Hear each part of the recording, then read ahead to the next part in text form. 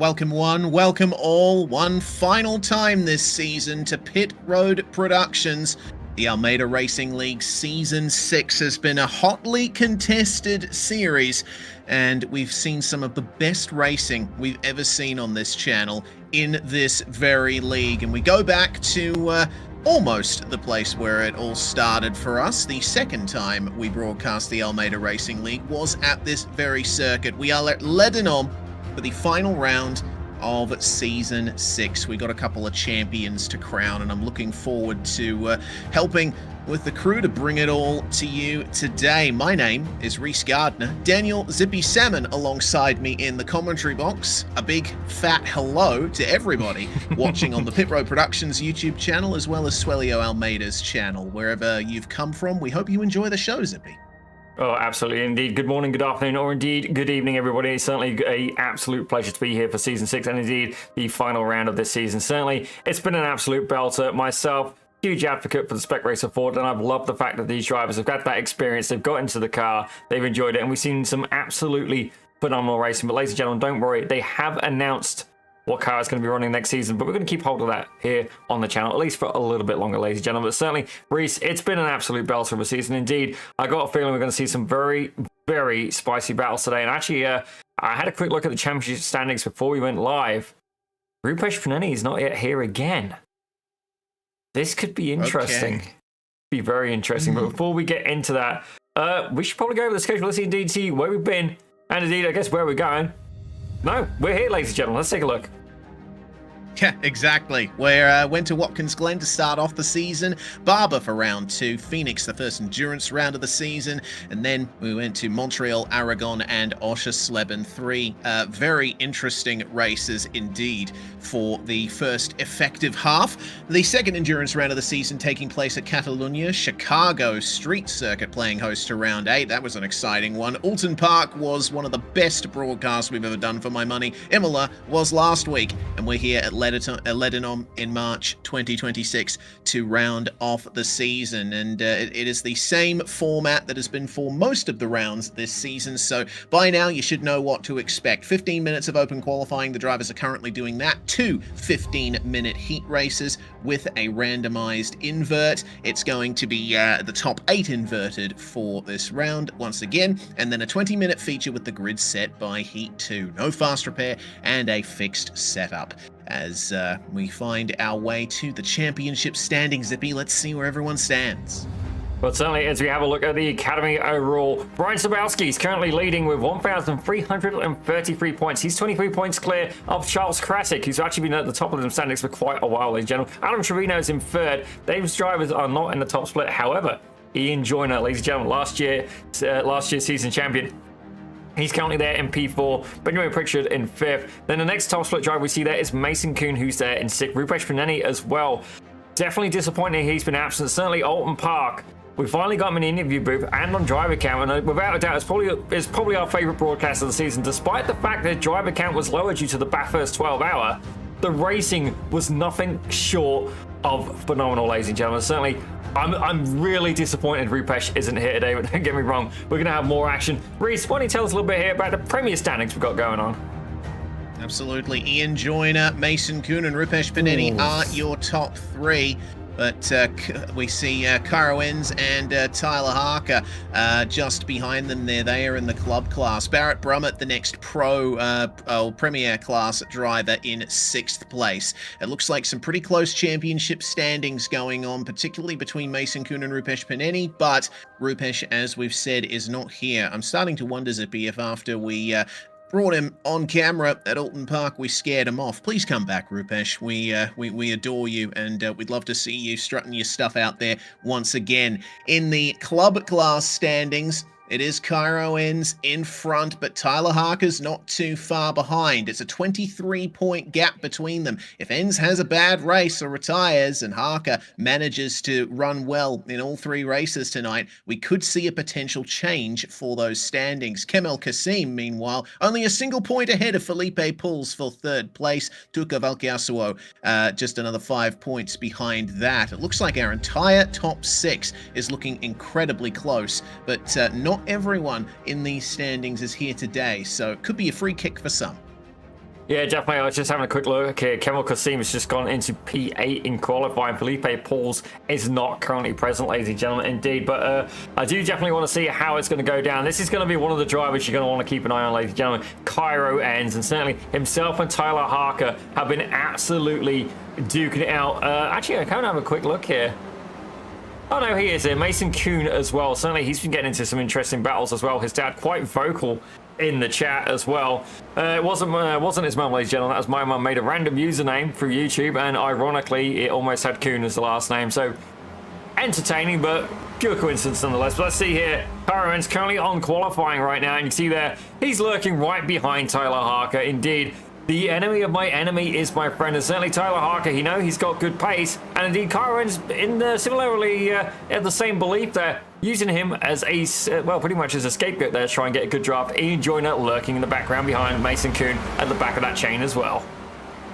Indeed, the lap begins at Ledenon once again for these guys. It's a really interesting opening to the lap here. Super fast series of left-handers that never seem to end, and you're decreasing speed the whole time. You got to try and use the curb to the best of your ability for the best line through the corner, but then you come to a never-ending series of switchbacks that defines this French racing venue. An uphill hairpin, you got to try your best to get the exit out of there, and then run as far across the white line as you can to open up the entry to the left-hander. It's a little bit quicker than it looks. I drove the Spec Racer Ford here just the other day, and let me tell you, it was difficult to find lap time around here, especially in this downhill section. Track levels out here across the curb, very difficult to keep the car stable. You're braking across the curb to open up the entry to another uphill right-hander that brings you back out across the top of the hill. It's almost impossible to pick your turn-in point for this fast left-hander here. It's completely blind on the way in,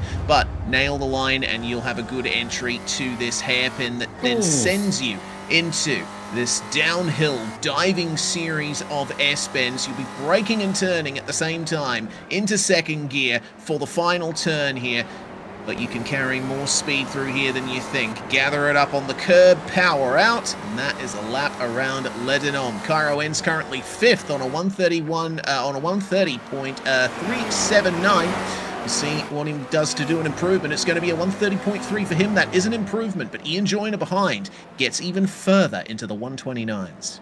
Yeah, certainly Ian Joyner is going to be the man to beat today. I'm actually just remembering here, BMW M2. We had the pleasure of watching that car. I do remember watching Leon Bentbelsen there as well. Indeed, I have a feeling they went 4, even 5 wide, as Bas van der Lee has gone purple in Sector 1. Is it going to be enough? He's currently in P3 overall with a 130.17, and indeed, he's gone past her by 0.03 of a second, but not enough to move him up to the position there. Mason Kuhn and Ian Joyner, the only drivers so far to make it into the 129s.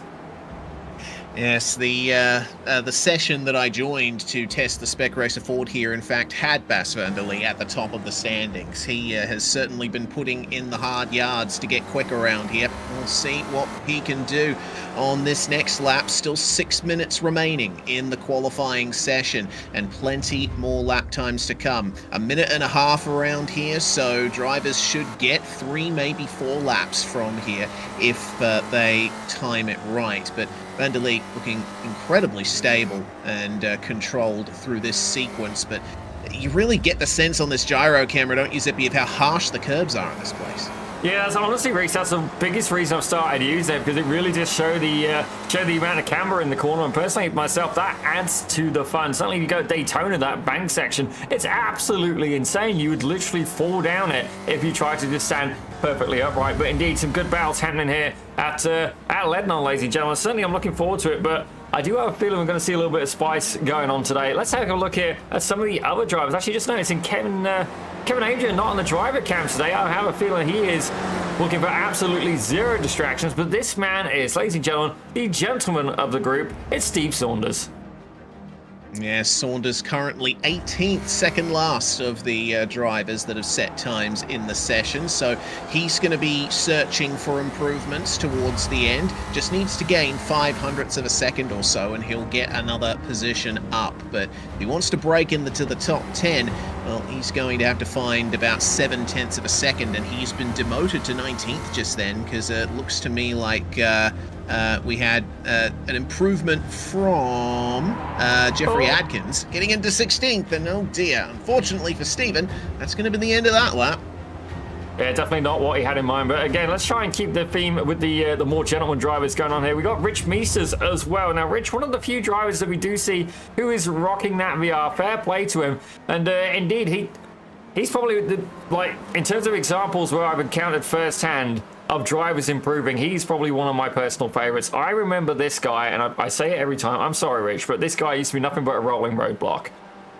That is not the case anymore. I have a very hard time keeping up with him and an even harder time passing him. But if you want to get fast, ladies and gentlemen, by all means, you need to become part of the Almeida Academy. And I actually took a look, Reese. I think it's actually down to $20 a month.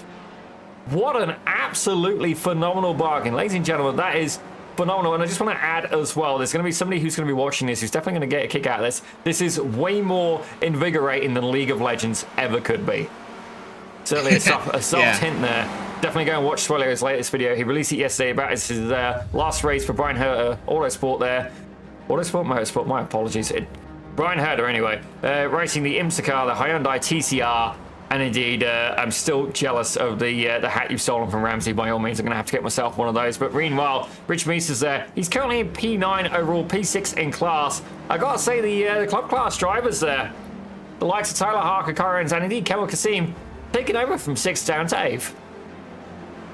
Yeah, another good run from the club class drivers today. We've seen some market improvements from many drivers in that category over the course of the season. And, to continue your point, it really does speak to the value of a good coaching service. And the Almeida Racing Academy is exactly that. As you said, $20 a month. And it will get you access to the entire library of coaching material from Swellio, Almeida and friends to help you get faster in the real world and in sim racing. It's I don't think I think only common sense is going to teach you how to avoid an incident, though, and Tyler Harker just avoiding that. I believe that was not an improvement from him, and looks like Adrian Hopperhead makes a small improvement, but not in position. Yeah, certainly that is, it's incredibly close. Looking at the timing standings right now, there's a couple of drivers there as well. There we go. Tulka Valcaseo answers back, ladies and gentlemen. He moves himself up to 2nd in the club class, indeed P7 overall. And I have a feeling as well, Bats van der Lee absolutely sneaking in there. He's obviously getting on very well with Ledenon. He's managed to put it on 2nd place now, and he's only 11 hundredths of a second behind the likes of Ian Joyner. Now, just to put it into context, Ian Joyner, last season's champion. But also as well, let's look at iRating. He's just short of 6,000 iRating, and Bas van der Lee, definitely no slouch by any means, but he's almost half that. He's at 35.28. That's still about 500 more iRating than I have. So I think if you can get anywhere around 3,500, you're really going places. But yeah, it really is drivers like Ian Joyner with those 6K plus stats that really strike the fear into your heart when you go to race them. And I think that these improvements made in hosted and league sessions certainly can translate to racing in officials. So I'm sure in the very short off season we tend to have for this league, drivers will be making sure that they get some official racing in to up their rating for the future. Mason Kuhn on board in the final 40 seconds of the session. This being a multi-race server, it's going to be a hard cut to the end of qualifying. So if you're not coming through the last corners now, you're not going to get your final lap in. Yeah, certainly that is the case. Indeed, it actually makes it easier in some ways for organising the broadcast as well. But I got a feeling, what do you reckon, Reese? Do you think Pit Road should do something special during week 13?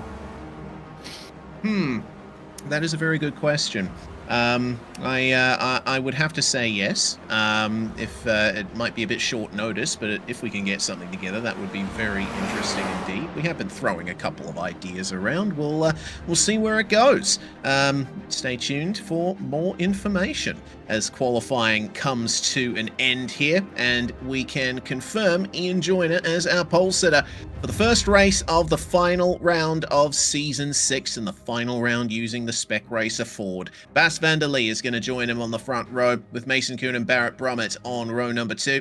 Adrian Hopp will start 5th alongside Tyler Harker, who takes pole in the club class, chasing Cairo Enns for the championship in that class. Tuukka Valkeasuo splits them with Enns in 8th, Kemal Kasim in 9th, and Rich Meesters rounding out the top 10.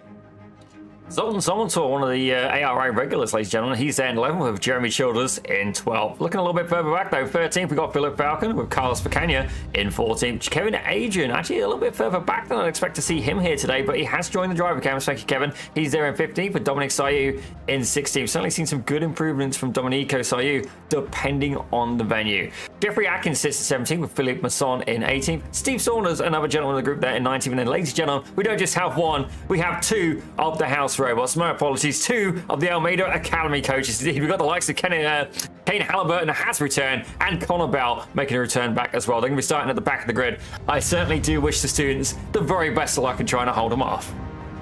Oh yeah, it was Kane Halliburton actually that topped practice, so he's got a lot of pace underneath him.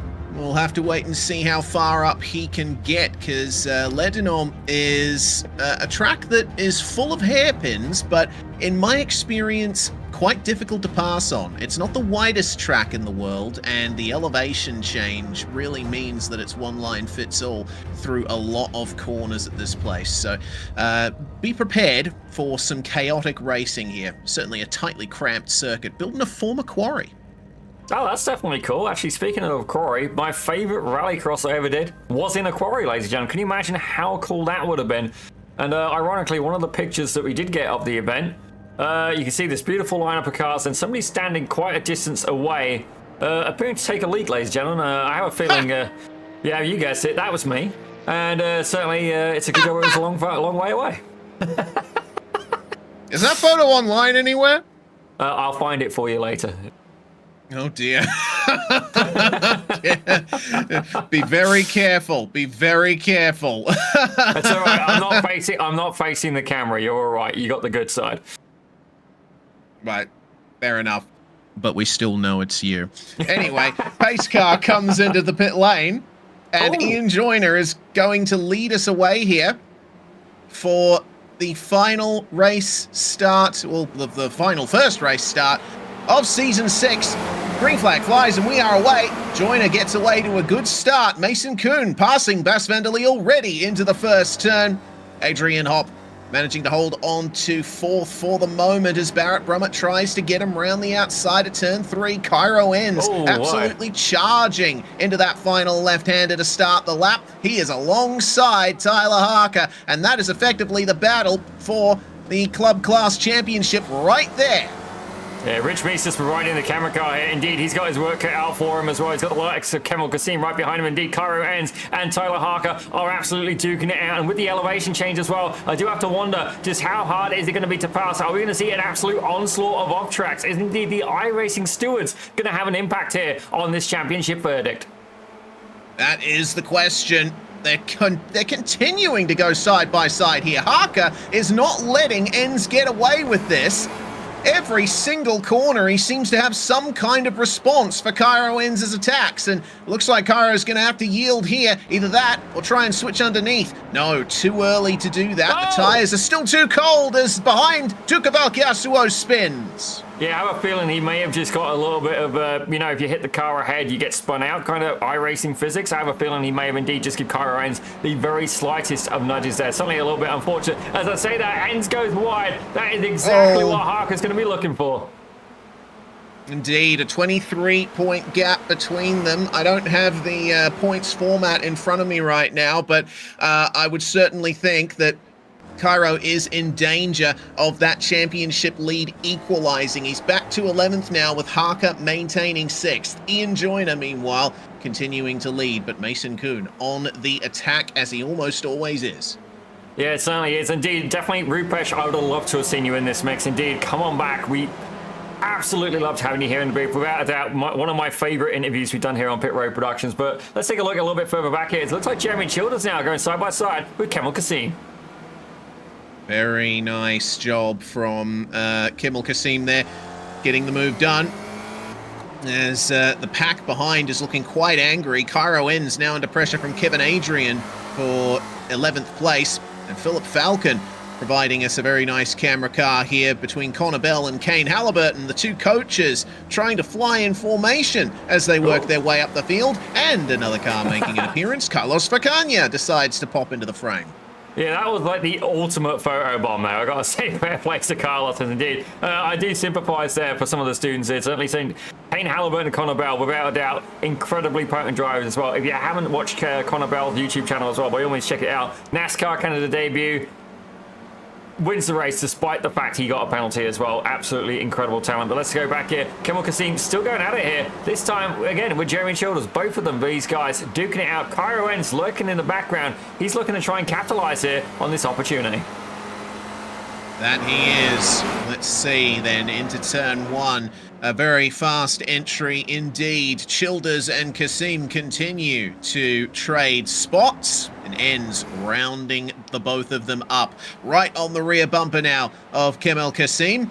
Could translate this into a dive up the inside into the right-hander. Very late on the brakes. Goes straight for the apex and move is done. Kemal Kassim trying his best to respond to that, but it looks like he might be having a couple of technical problems there. Cairo will have to be careful of that.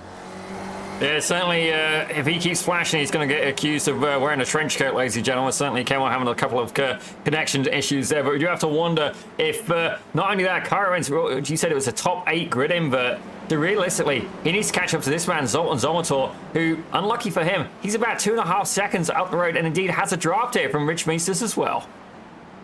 That he does. Let's have a look at lap times ever so briefly. So Zomotor with a 131.0 on the last lap. Meisters a 130.9. Cairo Ends is still not free of the drivers behind, so not quite able to make those gains just yet, but you can see they are almost sharing the same piece of racetrack now. Cairo has clear air, so his journey to try and get back past Tyler Harker is well on its way here. Fastest lap of the race so far goes to Adrian Hopper, 1 minute 30.131, as it looks like the top 5 have formed their own little group.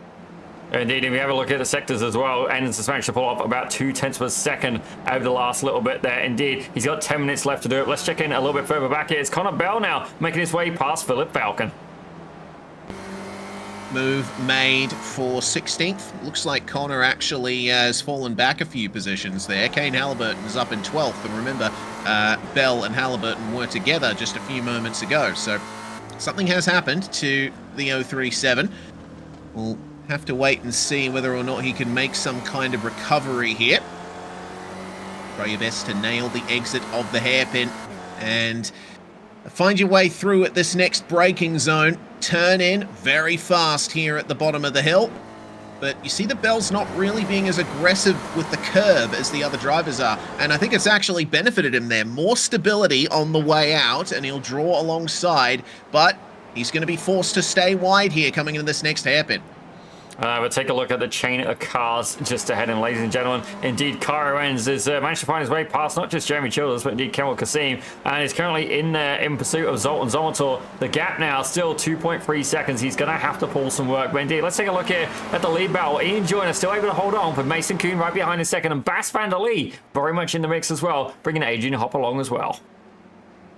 Mason Kuhn now has the fastest lap of the race. They've dipped into the 129s for the first time. In fact, all of our top 5 have.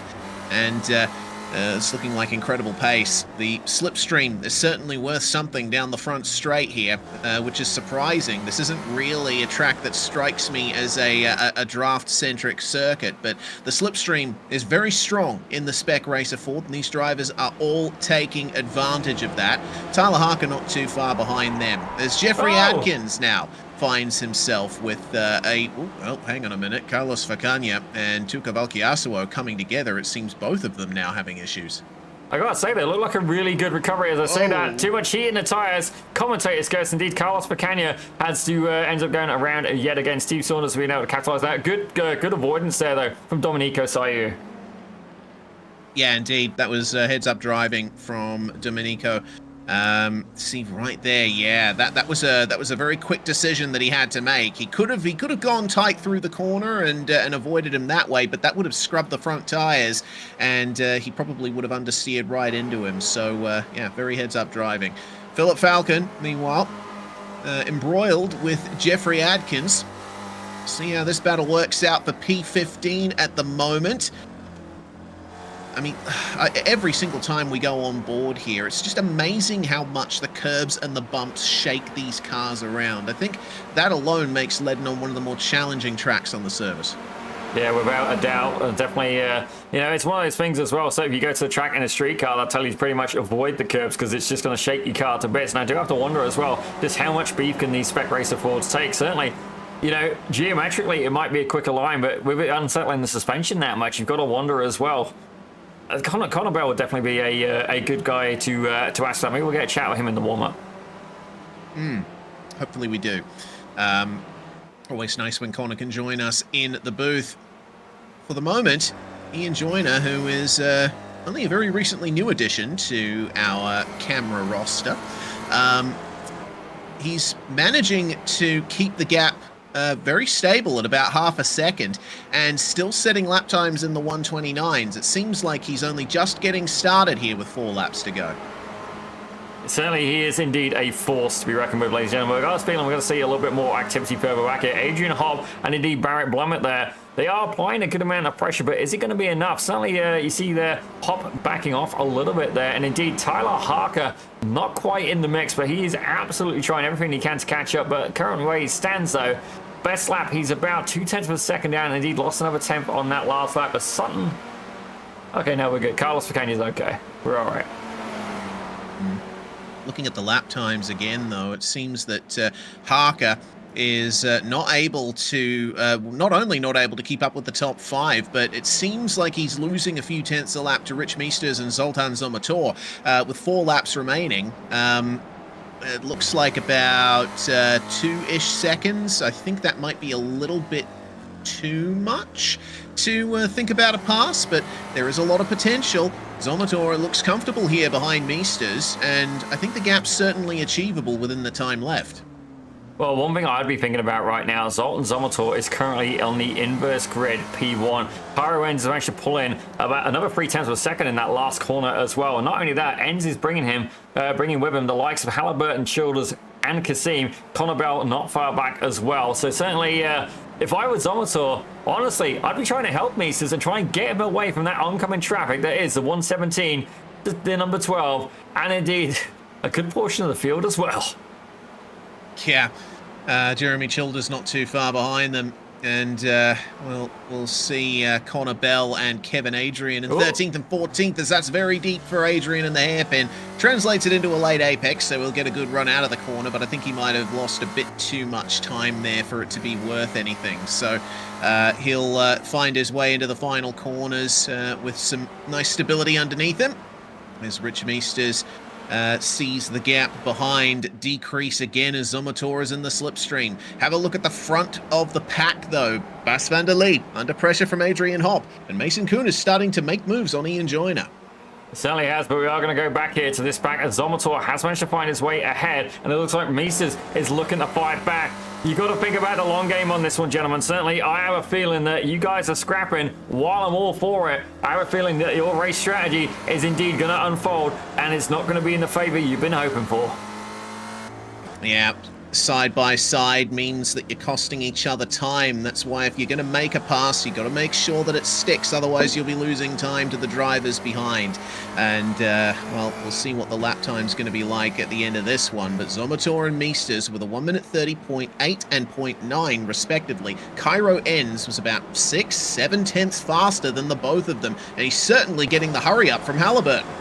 Indeed, Kane Halliburton definitely giving him some encouragement. Now, this is important. Enz has got to realise that the coach is quick, and indeed, he's probably better off working with him. But realistically, these guys are sat in 9th and 10th. Enz, to have a chance at this championship, he needs to get that inverse grid. He needs to make sure he is not out of that, because if not, Harker, he's currently in P6. I believe he'd get moved up to P2, P3, ladies and gentlemen. P3. That could be a golden opportunity for him and could indeed cost Enz this championship. Don't get me wrong, we've got no favourites, but certainly it's going to be incredibly tight here for the club class win. That it is. We'll have a look at how far to the left they're going here down the start-finish straight. Never seen a defense like that. Zoltan Zomotor staying ahead of Rich Meesters, making the move back. Now, we'll see behind them, Cairo ends side by side with Kane Halliburton, and this could be costing Cairo a couple of tenths of a second he'd rather not lose. Yeah, I think the strategy here is, oh dear! Oh no! Kane Halliburton! Well, that's one solution for Enz. Don't get me wrong, it's not one any of us saw coming, but indeed, that's going to work out very much in the favor there of Enz. He has to find a way to get one position closer. He needs to get that invert grid. Yeah, this is game on now for Cairo Enz to try and preserve that championship lead he enjoyed over Tyler Harker coming into this round. The first couple of laps not going to his favor, but looking at the timing again, it would appear that next lap is going to be the last one. So it is really go time for Cairo Enz. Needs to get it done. The battle for the lead, though. The top 5 still glued together here. Ian Joyner is going to lead us across the line to take the white flag. Yeah, I have a feeling this is going to go full NASCAR race, and indeed these guys are about to take the gloves off. But I mean NASCAR, this is going to go full hockey fight, ladies and gentlemen. The hockey night in Canada. Indeed, I think the gloves are about to get dropped, the sticks are going to get thrown, and indeed I think we're about to see an all-out brawl here. I mean, that's what I'm predicting, but something I've got to wonder is Ian Joyner maybe just setting the pace, and these guys dependent on the slipstream to try and stay with them. Yeah, I think there's merit to that. Joyner has been consistently the fastest driver of the day so far, and it's all these guys can do to just stay in touch with him. Yeah, the slipstream is benefiting them, but it seems like through the corners, Joyner is just able to get a slightly better run out almost every time. There's barely any pace difference between those front 3 at the moment, and they still work in a line, making their way to the middle sector. Cairo Enz, meanwhile, is now right on the back of Rich Meesters and Zoltan Zomotor. He could potentially find the position here if Meesters goes for the move on Zomotor. Oh, they're getting close, and Meesters has to compromise his braking point. Now Enz is right on them. Yeah, this is going to be exactly what Enz needs. He's going to have to go in for it. Indeed, the nose is coming in. Oh, that's almost contact. Indeed. Reese, I know you've got your rubber screen going. Tell me when we need to go to the lead here, as indeed these guys are duking it out even harder. So yeah, oh, he's going to get it. Yeah, again. He's going to fight for it, and certainly you got to wonder here. Oh, my gosh, this is tight. Leaders across the line. Ian Joyner is going to take victory as Enz gets the move done on Rich Meesters there. No change in our top 5, but Enz crucially making the move exactly when he needed to. And he's going to get that 8th place. And have a look at that. Man, you can tell from the camera feed there. Oh, that is pure relief from Cairo. He knows that he has done enough to start on pole for race 2. Yeah, I have a feeling there's sweat in places that he is maybe not comfortable with, ladies and gentlemen. Indeed, that was definitely a high-stakes scenario for him, but indeed, fantastic racing throughout the field. And I got to say, beautiful castle as well. That's one thing, that's something I'd enjoy watching, Reese. I mean, don't get me wrong, I'm from the UK. We've got some of the best architecture in the world. Okay, a little bit arrogant, but I'm going to stick with it. I'd enjoy watching something like that. Reese Gardner describing, different buildings and the history of it, and that would be fun. I would enjoy that.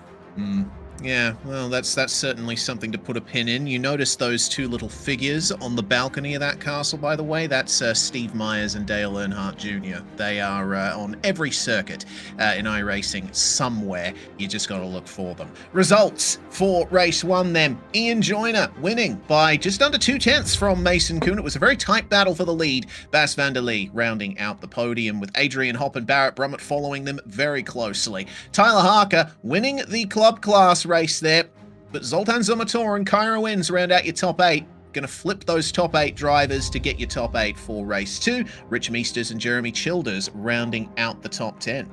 Having a look there in P11, and indeed 3rd place in the club class was Kevin Kassim. A good run from him with Kevin Adrian in 12th. Philip Falcon takes 13th with Tulka Valcasero having that unfortunate incident earlier on. He has to settle for 14th. Jeremy Atkins in 15th with Dominic Sayu there. Fantastic bit of avoidance there, Dominico. He took 16th with Carlos Picania in 17th. Steve Saunders, the gentleman of the class, ladies and gentlemen. He's there in 18th with Philip Masson in 19th. Connor Bell and Kane Halliburton. Okay, they black flagged themselves in the end, so that's 20th and 21st.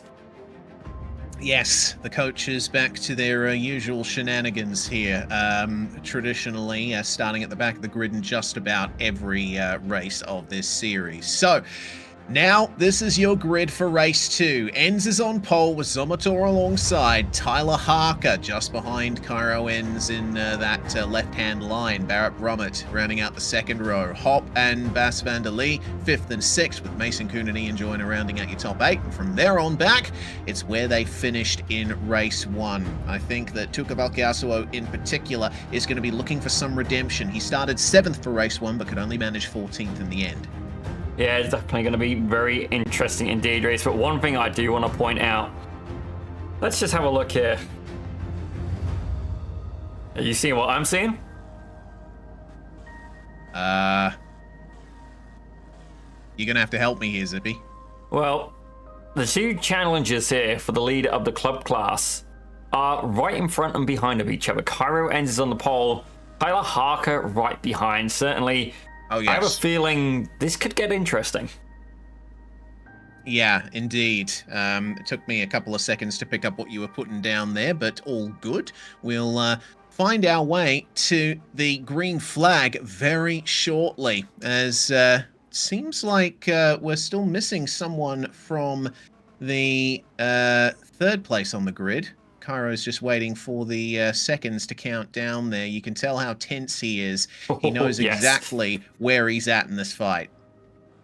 Yeah, he definitely looks like he's sweating a little bit there, and indeed, I've got to sympathise for him. Certainly, there's been a couple of times where I've been fighting for a championship win, and indeed, it's tense, it's stressful, and you almost wonder at that point, why do you even do this stuff? But indeed, should you get it across the line, and even then, it's the experience as well. It's not just a destination.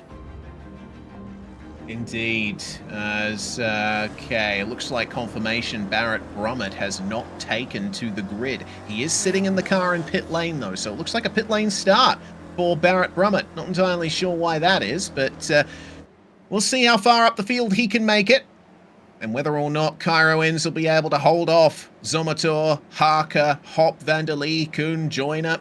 Lots of very fast drivers at the front of this field, all looking to duke it out here for the start of race 2. Up the hill, it's such an intense climb as the pace car comes into the lane, waiting on Cairo Enz to get the call to the green flag. And the power is down. We are away for race 2. Enz immediately switching to the right side of the circuit to open up the entry for the first corners. Tyler Harker slotting into third place, with Zoltan Zomator taking second. Bas van der Lee up into fourth. Ian Joyner already on the attack here, but Mason Kuhn trying his best to keep him behind. He's forced a little bit tight, and now Adrian Hop will see the chance to dive up the inside.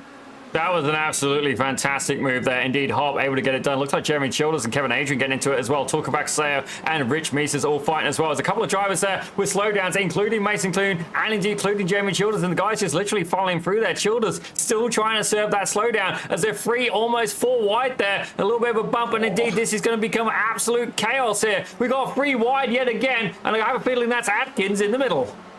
Oh, good lord, this is not ideal. 2 by 2 by 2 they go, and the coaches are right on the back of them as well. Connor Bell and Kane Halliburton have the world ahead of them at the moment. Indeed, I've got a feeling this is, it's like having the Bash brothers on either side of you, ladies and gentlemen. That is pretty much the scenario here. I feel we're roasting the coaches a little bit, Dave, but it's all in good taste, certainly respecting the absolute pace of these guys. Indeed, I've got to say, the mid-pack is where the action's happening right now. Looks like Carlos Ficani getting into it as well, this time with Steve Saunders. Indeed. Kane Halliburton, head coach at the Almeida Academy, and Connor Bell, the community manager. You can learn from them by subscribing to the Almeida Racing Academy. You also get automatic entry into this league. Next season is starting in a couple of weeks, so get on it. Kane Halliburton then sees the slipstream off of his fellow coach there. And up ahead, starting to see a little bit closer racing happening here. Cairo Enz is breaking away as Zoltan Zomator has made his way past Tyler Harker again. It looks like quite the defense that he's having to put on here, but this is really benefiting Enz. This is the exact kind of battle that he needs to have happen behind him. Yeah, he's almost broken the draft at this point. He's about 8-9 tenths of a second. Indeed, Harker, he's going to be frustrated at this point. Indeed, as Zomator almost goes around there. You can see the over-rotation starting to occur. Thankfully, able to keep a hold of it, but incredibly close racing here. Indeed, Adrian Hopp, his fellow countryman, can he be of assistance in trying to help Zomator find their way past Ian Joyner, indeed catch up to the back of Cairo Owens. The gap there is expanding, but it's not enough. It's 7 tenths of a second. Harker, he's now got just himself and Ends to deal with. Joyner's lurking in the background. Is this going to be Harker's opportunity? Can he put this to bed? That is the question. Let's see what they can do. 12 minutes remaining on the clock, and by my timing, we got 8 laps remaining, so still plenty of time to sort this out. I'm amazed at how close the field still is. We haven't really seen any true breakaways outside of our top 2. So this is going to be quite the interesting race that we've got ahead of us. Club class drivers 1 and 2, but the championship leader of Split 1 is rapidly making his way forward. First real lap times on the board then, and Cairo Ends 1 minute 30.9, but Tyler Harker is the one setting the pace at 1:30.7. Yeah, indeed, it's incredibly close here. He'll be getting just a lick there of Slipstream. I'm sorry we're focusing on this so much, ladies and gentlemen, but indeed, this is going to be the closest battle we have going, as something's happened there with Jeffrey Adkins. Indeed, he's taking the scenic route, and it looks like he's got a little bit of damage there. No, we're good on the left front. Making his way back onto the racetrack. Everyone goes on by. You see him tapping the brakes there. He was trying to stabilize the car through the opening corners, but it's one of those slides that starts off really small, and by the time you notice it, it's too late to recover. A little bit unfortunate indeed, but Ian Joyner there, he's got about 9 tenths of a second clear, and then we have literally a onslaught of cars. We've got Zoltan Zomator and Adrian Hopp there working together. Kevin and Adrian a little bit further back. He's got Bas van der Lee, and then even closer, ladies and gentlemen, looks like Mason Kuhn and Tuka Bakaseo starting to get into a little bit of a grudge match as well. Look at the move there by Kuhn. Whoa, that is a good move indeed. Fantastic stuff. You can always rely on Mason Kuhn to get the move done. He's done it multiple times this season, and with the way they're battling ahead of him, I think he might have a couple more positions in mind to help his recovery after his slowdown. Valkyasuo, meanwhile, catching the gravel there, and that'll bring him under attack from Bas van der Lee. But all that being said, Tuka is having a pretty good race at the moment. He's up a few positions from where he started and well on his way to getting another top 10 here. Indeed, I gotta say, Bas van der Lee, he's really, I think he's actually got faster since he started turning on the driver cam. I'm just gonna point out, ladies and gentlemen, if indeed you want to go faster, then by all means put the driver cam on. That's my advice, sir. Yes, Zoltan Zomator getting a slowdown, and there's drama. Big drama. Zomator coming together with Mason Kuhn and Kevin Adrian as Cairo Ends and Tyler Harker battle for the lead. That was a poor exit for Cairo Ends, and Harker's going to get alongside him. The two protagonists in the championship battle for the club class duking it out as Ian Joyner has now joined them. Yeah, I have to wonder here, where's Joyner going to lie? We've got a Canadian, an American, and indeed somebody from the UK all duking it out for the podium. And that indeed is probably one of the biggest things I love about the Almeida Academy here. Zoltan Zomator with a meatball flag. That's going to be the end of his race pretty much, but we'll take a replay of that in just a second. I do have to wonder though, where did Ends lose that 6-7 tenths of a second gap? Meanwhile though, I tell you what, Reese, you say when, because I honestly don't know when we want to switch off this. Harker really starting to turn the screws on. Yeah, I don't know. Depending on how this battle works out in the next few corners, it's really the flip of a coin whether or not this is going to be going for the entire race. We'll see Kevin Adrian tow back to pit lane, and Zomator was rapidly trying to make his way back to the pits as Harker is right on the back of Ends there into turn 1, but Ends goes a little bit deeper into turn 2. Let's see what the turn-in is like for 3. Yeah, looks pretty good. Got to the apex nice and early, but it seems like his exits are getting compromised. He's covering Harker, though. Looks like he's doing everything right in this fight. Harker's got Joyner to worry about, too. Yeah, let's try and take a quick look here at this incident if we can. We'll try it, ladies and gentlemen. We will. So, Zoltan Zomator got a slowdown at turn 4, and then in the process of clearing it, lost it, and Mason Kuhn was just unlucky there. He tried to do everything he could to avoid it, but just couldn't. And unfortunately, that ended up taking out Kevin Adrian as well. That's a bit of a shame for those guys. They will not get the points they want from this second race. Well, while the battle for the lead continues, we'll keep an eye on Mason Kuhn and Kemal Kasim here. Kuhn's back in 12th, and looks like he hasn't got too far ahead to the drivers ahead. Kane Halliburton, super deep on the brakes there. I'm amazed that he pulled that up without locking it up. Round the outside of Bas van der Lee for 6th. Yeah, that was almost like he had slingshot engaged or something. Absolutely phenomenal move there from Halliburton. Indeed, he's made his way up 15 positions. Connor Bell making his way up 10 positions as well. He's got Philip Falcon in his eyesight just ahead. But we are indeed going to return to this lead battle, as indeed it's going to be a freeway fight, ladies and gentlemen. The Canadian, the American, and the Brit duking it out for the race win. Oh, I thought for a second that Enns made a mistake there going for the wide line into the first corner, but Tyler Harker is racing fair. He pulled out of the maneuver when it was clear Enns was committing to the corner. Let's see what happens here in this hairpin. Ian Joyner is going to find his way up the inside of Harker, and this could cost Harker some time here to Enns, but he manages to nail the exit. He's going to defend it from Joyner. Yeah, certainly Ian Joyner is probably the biggest nuisance to these two guys ahead. Indeed, he'll be aware that these guys are fighting out for their own championship. Indeed, I don't know if Ian Joyner's quite got it slam dunked at this point. Certainly, we'd have to check the points. Indeed, myself and Math on the fly while doing the broadcast, not particularly great. But right now, I've got to say, it's getting interesting. These three drivers are cleared by about 1.6, 1.7 seconds, and that gap is growing. And we're about halfway through this second race. Enns, every time he gets to the exit of those tight hairpins in the middle of the lap, he seems to lose out a tiny bit to Harker. And yeah, it looks like Harker is just lining up, launching out of these corners. Is it going to be a move at the final turn? Enns forced preemptively defensive. Has he gone deep on the way out? No, he hasn't, but he has lost a tiny bit of momentum. Now the slipstream kicks in again. 4 laps to go. We'll see what happens here. Does Enns stick to the inside here? Harker's going to try and squeeze him a bit. No, he's going to move to the outside line. Is this going to be the move for the lead round the outside of these opening corners? Enns with a little slide through turn 2. He will keep the spot, but for how long? Indeed, these guys are absolutely duking it out. And indeed, the gap behind to Adrian Hopp just dropped 0.2 of a second as well. Ends there on the defensive. Ian Joyner looking to come through on the inside yet again. Wasn't successful last time. Oh, we see a little bit of contact there between Harker and Joyner. Oh, again. Oh, gently does it into the hairpin here.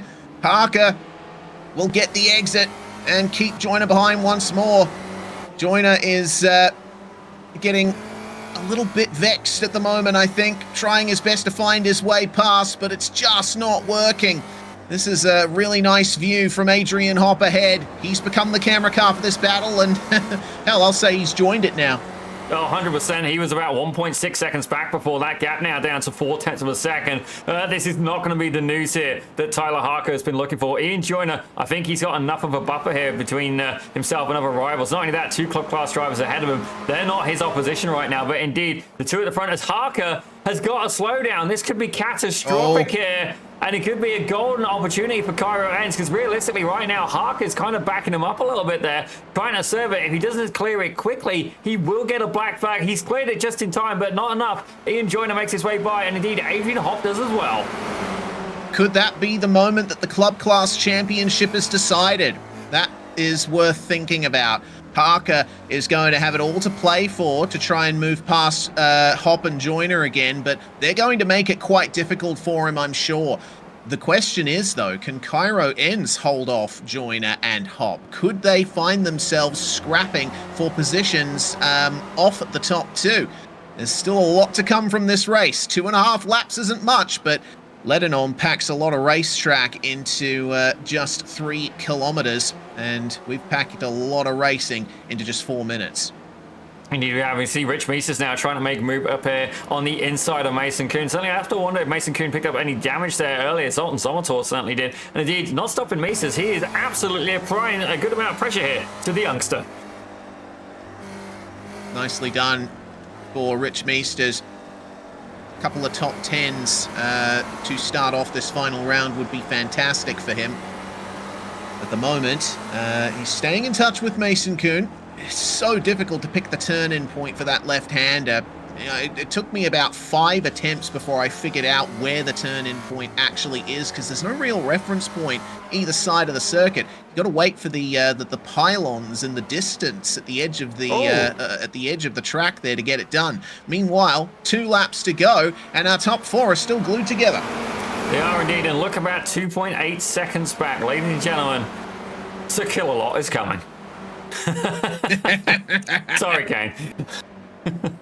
Well, Halliburton will continue his pursuit as Bas van der Leie takes the fastest lap of the race. Now the fight is on between Enz and Joyner. Cairo's going to go defensive to the inside as Harker dives up the inside of Adrian Hopp.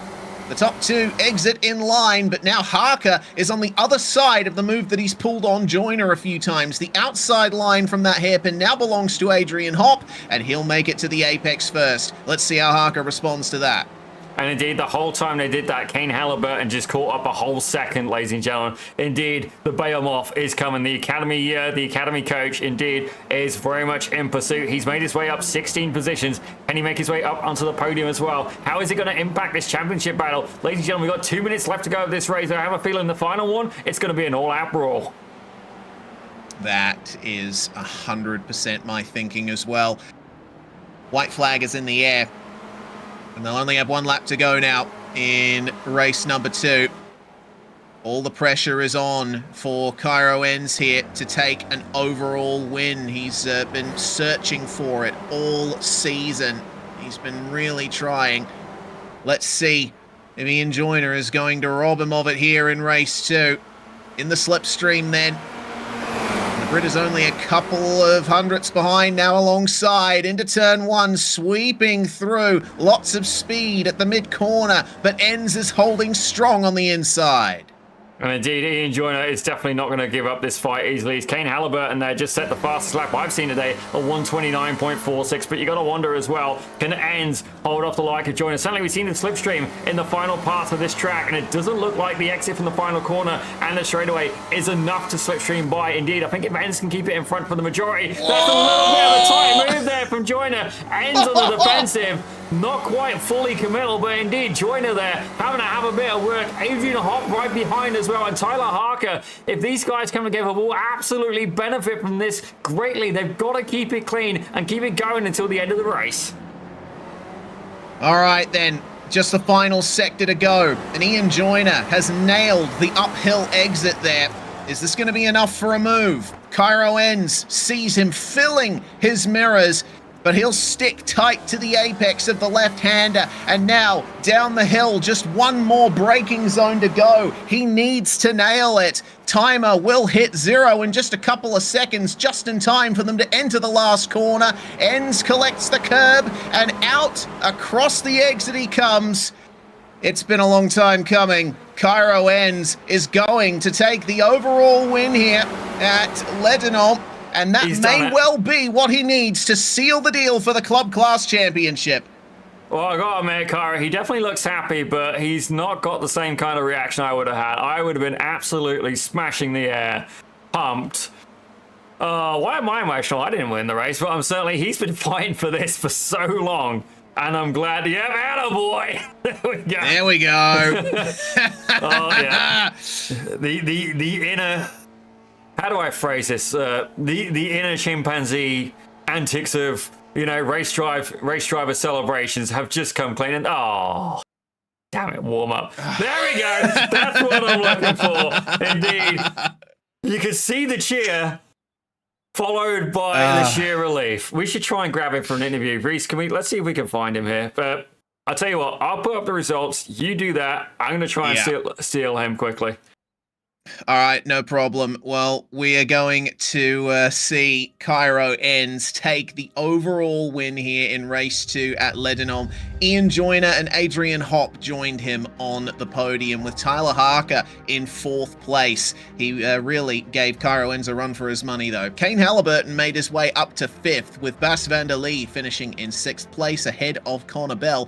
Tuka Valkyasuo in 8th spot. That's a nice recovery from race 1, with Mason Kuhn unfortunately falling by the wayside a little in race 2. He'll certainly be trying his best to make his way up in race 3. Rich Meesters rounding out the top 10, with Philip Falcon in 11th spot, Jeremy Childers in 12th, Kemal Kassim, Carlos Vacania, and Barrett Brummett rounding out your top 15. Of course, Brummett starting from the pits. Philippe Masson, Domenico Sayu, Jeffrey Adkins, Stephen Saunders, all with issues of some kind over the course of the race. But Zoltan Zomotor and Kevin Adrian, the ones who came off the worst. 7 laps from the end, they were both out.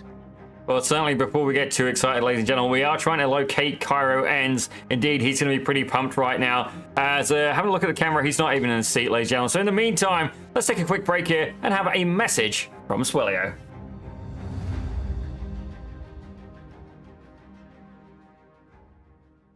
Now he's here teaching all his secrets to all these drivers. This is Almeida Racing Academy, where every champion has a starting line. The sim racer turned real world superstar, Swellio Almeida. It's Connor Bell racing in his own backyard for the very first time in the NASCAR Canada Series. The workshops helped out so much. Something about battling with somebody faster than you, it just pushes you that little bit further, and I was able to just keep developing my skill. I can kind of commit more with the exit there. That was good. If you do take sim racing seriously, it does impact your racing technique for the rest of your life. I know how the car is going to perform around these corners because of the model I have in the sim. Just the benefit of sim racing when you go into real life, I don't think people quite realize it yet. You have infinite track time is the biggest factor. You are able to try so many things, and the physics that are simulated in the sim nowadays, especially iRacing, are so close to real life. Creating champions. Swellio Almeida is a master at his craft. He's outclassed a Le Mans driver, a European Le Mans Series racer. These guys are among the top 0.02% in the world. Designed to create champions. First NASCAR Canada start. First NASCAR victory for Connor Bell. Connor Bell standing on the podium here today.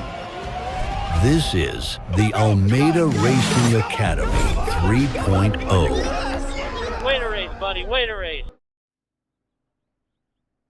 $20 a month, one of the best deals in sim racing, the Almeida Racing Academy. What an incredible race too we've had here at the final round of Season 6. We're joined by Cairo Enns, who was threatening it pretty much all season, but Cairo, finally, you stand on the top of the overall podium in a crucial race for the championship. Yeah, it feels really good. It was really good to see Ian and Tyler battling.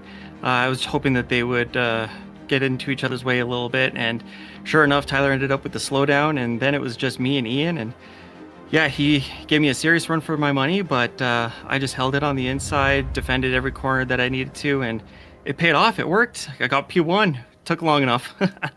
Ain't that right? But you certainly enjoyed yourself there. We caught you on camera just after the finish. The relief on your face was palpable, but you can't afford to relax just yet. You've still got one more race to go, and you're starting from pole. Indeed, I think it's going to be much the same this time around. Just get a good early lead, hope that people battle behind, and defend. Yeah, that's going to be the goal, Cairo. Just tell us how you're feeling at the moment, finally breaking that victory duck. Oh, my heart's racing. That was an intense race. It's still going a little bit too fast, so we'll see if I can get it calmed down for this race. I'm going to need it. Yeah, absolutely. Well, thanks very much for joining us, Cairo. Best of luck in race number 3. You're certainly going to have Joyner and Hop looking to take that one from you, and Tyler Harker still is going to try and strike back. We'll hopefully be chatting to you again after this. For sure. Thank you. Cairo Enns there. The Club Class Championship leader coming into this round, and it's just about time for us to see if he can translate that into a championship win. I think as long as he finishes ahead of Harker, it will be all good for him, but I'm certainly going to be looking for Tyler Harker to make some big moves. Here's the grid then for race number 3. Enns starts on pole with Ian Joyner alongside. Adrian Hopp and Tyler Harker are your second row. Kane Halliburton's going to start in 5th alongside Bas van der Lee, with Connor Bell in 7th, Tuka Valkiasuo in 8th. Mason Kuhn and Rich Meesters round out the top 10. In P11, we're going to have Philip Falcon alongside the one and only Mr. Jeremy Childress in 12th. Third team's going to be taken by Kemal Kassim with Carlos Vacania, who's now joined the driver cams again. Hey, Carlos, welcome back, buddy. He's there with Barrett Bonnet in 15th. Philippe Masson is there in 16th. And Domenico Sayu in 17th. Jeffrey Atkins in 18th. Steve Saunders in 19th. Zoltan Saunders in 20th. And then Kevin Adrian, sadly put at the back of the line today. He's there in 21st. Well, here we go then. Just checking Kevin Adrian. It looks like he didn't take to the grid, so unfortunately we won't be seeing him take to the start of the final race. But regardless, it's still been a good season from Kevin. I'm still waiting for the opportunity to see his rain mastery that you talk so much about, Zippy. Well, he's nuts in the rain. Yeah, for sure. Looks like a little bit of a flustered start here from a lot of drivers. I think Halliburton and Bell moving to the back of the grid has messed things up a little bit there for drivers in the midfield, but a clean start from our leaders. And Enns will hold off Joyner for the moment. Harker and Hop trading spots for third place. Bas van der Lee granted a top 5 for the moment. And I think we're going to be seeing the same story that we saw in races 1 and 2. Leaders breaking away and fighting. Yeah, certainly some good stuff indeed. And I think the coaches, I don't know if they're trying to black flag themselves depending on when they do it, because they don't want to mess with the points. Indeed, I think that's part of the challenge as well. So we will give them a little bit of a break there. Let's talk about Coseo now. Going side by side with Rich Meesters and Jeremy Childers getting in the action as well. Actually, that comes to me. No Jeffrey Westland this week as well. Yes, unfortunately absent for the final round. But hopefully he'll be back next season on board with Childers, who has made his way up 4 positions so far on the first lap, largely due to the formation lap shenanigans, I would imagine. Carlos Facagna, meanwhile, gets into 9th spot, but he's got Connor Bell alongside him. It's going to be a tough fight between these two. Bell's going to get on the power as soon as he possibly can and forces Facagna to go wide. Yeah, certainly, indeed, Carlos is working really hard, and certainly I wish him the best luck. Trying to beat an academy coach is a challenge. I did have the pleasure of racing side by side with a couple of these guys. They did a training session at Watkins Glen. Indeed, they was helping Swallow rehearse, get familiar there with his TCR car at Watkins Glen, and indeed I had a lot of fun until I left the door wide open for Connor Brown. He didn't just drive through it, he waltzed through it pretty much, ladies and gentlemen. Absolutely, it was like I rolled out the red carpet for him. And then Kane Halliburton was not as lucky. Sorry, Kane, he indeed did have the door firmly closed, and after I learnt from my mistake. But right now, Cairo Enzo applying all sorts of pressure, and actually that particular clip as well, credit to Swello, he had a feeling, it's like, oh, chaos is coming. Less than 2 seconds later, I absolutely smoked it and took out another car in the process. Well, let's see if there's any smoking to go on in this battle for the front of the field. Enns and Joyner, the only 2 cars up the front here to hold on to their starting positions, but that could change here as Joyner has another look up the inside of Enns. There's so many passes that have been attempted into that corner today, but none of them have really been successful. Joyner needs to try and find another way to get past. Indeed, he's definitely working hard. I do wish we had Tyler Harker on the camera as well. Certainly, I'd love to see all 3 of these drivers. There you go. Takes a little bit of a tighter line there. And indeed, it looks like it was going to work. But Adrian Hopp now applying all sorts of pressure. He's got Bas van der Lee right behind him. I have a feeling he's hanging back just a little bit further. Ready to capitalize on this. Rich Meesters, though, he's about to get mugged between the likes of Tuga Bakase and indeed Connor Bell. Jeremy Childers up in that pack as well. We got the whole field for the most part. So incredibly close to go. But right now, I can tell you, something did happen to Kane Halliburton. Let's take a quick look. Yeah, he's saying technical issues in the InSim text chat. So we'll see. Oh, yeah, that's not ideal there. And it looks like the wheel may have failed for him. Not entirely sure the reasoning behind that, but he's exited from the racetrack and will be taking no further part today. 16.5 minutes remain and about 11 laps to go. Ian Joyner has been nailing the exit of these uphill hairpins for pretty much the entire event so far, but Cairo Enns keeping himself in front, making his spec racer Ford the widest of all. Oh, yep, the space is rapidly diminishing. Could this be it for Ian Joyner? He's ahead on the way in, but Enns has the inside line. Oh, easy does it. Oh, contact. And Joyner is sent wide. Here comes Harker. I got a feeling this is going to end up in a freeway. Oh, no. Oh. You do not want to wreck out. That is not the objective. Harker goes up on the inside, N's just able to keep it. And I have a feeling Adrian Hopp and Bas van der Lee, they see what's going on. They know what's going on. I have a feeling that they do not want to get involved in this. It's the gloves line. No, they're backing off. They're just saying, please don't hurt me at this point. Connor Bell, though, I have a feeling he's going to get into this battle as well. And indeed, we have to see how the coaches deal with this kind of battle going on as well. Yeah, for sure. Connor Bell has been rounding these guys up across the line. We see that Bell takes the fastest lap so far. Doesn't officially count because he got an off track, but we're seeing mid to high 131s from the majority of our lead pack here. Connor Bell, the only one to dip into the 129s so far. He is on a mission, and he's looking to make his way to the front. Yeah, he can see a whole slew of cars ahead of him. He's got 5 of them to play with, and indeed, Bas van der Lee. Let's give credit to Bas. I don't think he's just going to bend over and let Connor Bell just take the position easily. I have a feeling he is indeed going to put them shoulder pads on and indeed try and hold off here and try and keep the coach behind him. Indeed, lots of good battling here, as right now, Connor Bell looking to try and make his way forward. Here we go then for the lead of the race into this uphill hairpin. Cairo N's getting an excellent launch there and managed to put a little bit more space between himself and Tyler Harker. He's going to be relying on the slipstream from Ian Joyner to try and stay ahead of his club championship rival.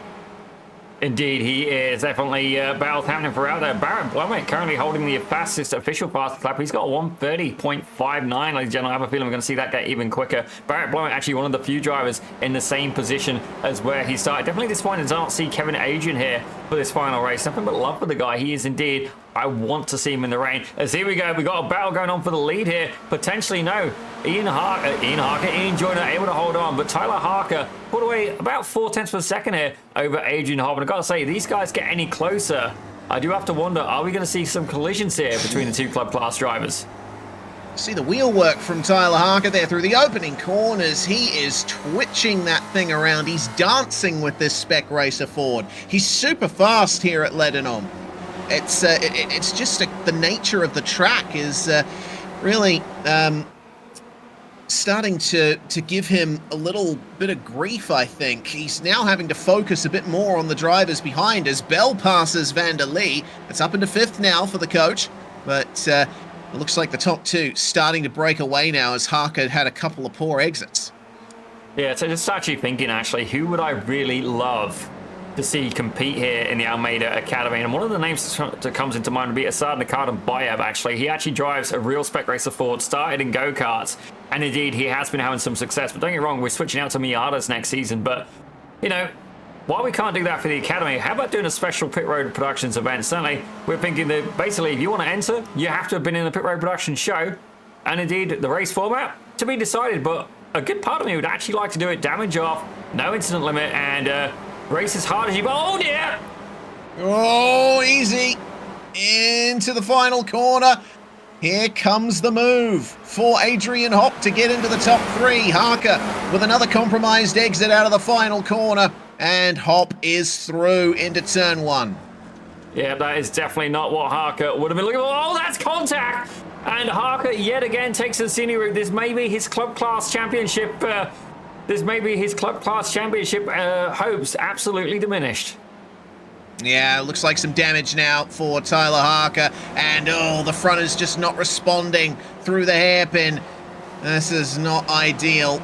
So we'll see what he can do to hold on to a position in the top 6 now. But I think it's going to be a very tough job for him going forward. Now, the fight for the lead is between Ian Joyner and Cairo N's once again. It's our Premier Class Championship leader and our Club Class Championship leader, 1 and 2 in the race at the moment. And I think that they'll stay there because Connor Bell is going to be all over the back of Adrian Hopp here. It's going to be a rollicking battle between these two, firing it into the left-hander. Connor Bell gets the move done. He's up into 3rd. Yeah, I gotta say, I do love the artistic talents there of Adrian Hopp's paint. Certainly a little bit more vibrant, a little bit more poppy than we usually seen, but we're going to head back a little bit further. Oh, dear. What just happened to Blumett? I think he might have dropped. He might have dropped from the server. Yeah. That's a shame for Barrett Brumett. One of the drivers who was always knocking on the door of victory this season. Very successful in the Spec Racer Ford in that car's time in this series, but no further opportunity for him. There's further technical issues for Kemal Kasim, and ends up warping into Tuka Valkyasuo.